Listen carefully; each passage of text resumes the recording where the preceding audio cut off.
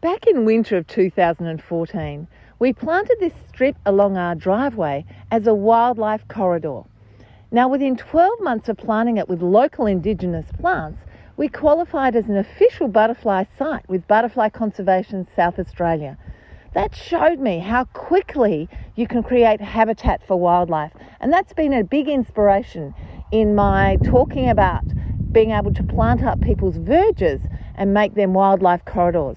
Because in our cities where there's less and less space in which to garden, every bit of available space is really important. And if everyone simply converted their verges into wildlife corridors, imagine how amazing it would be, full of birds, bees and butterflies.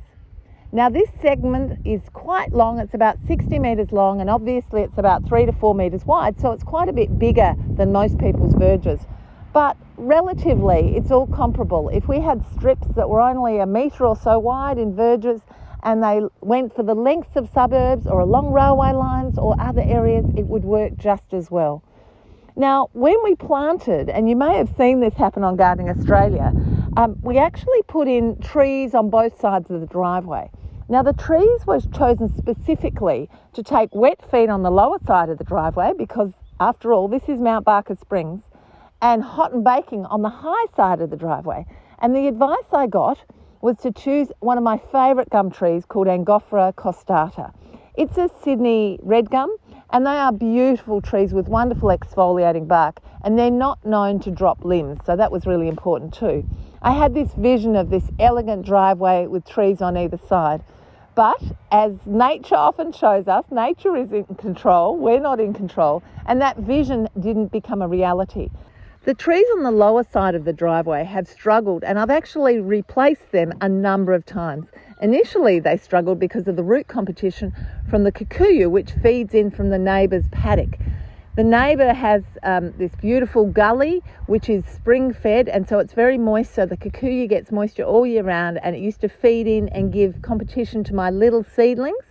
So I went to all sorts of efforts to solarise the whole area with black plastic and sheet mulching and put trees in. Then the frost would get them. Then they wouldn't like our wet feet in winter. And what I've realised is because these trees come from Sydney, they can take wet feet, but it's wet feet in the warmer weather, not wet feet in the colder weather. And that's why my trees have struggled.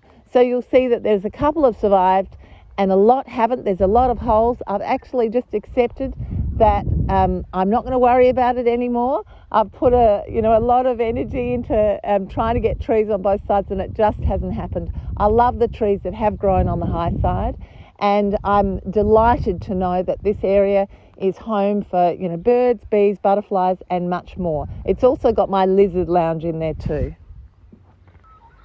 And the trees that are on either side of our car park entrance, well, they're not local Indigenous ones. They're a stunning Western Australian gum, which is one of my favourites.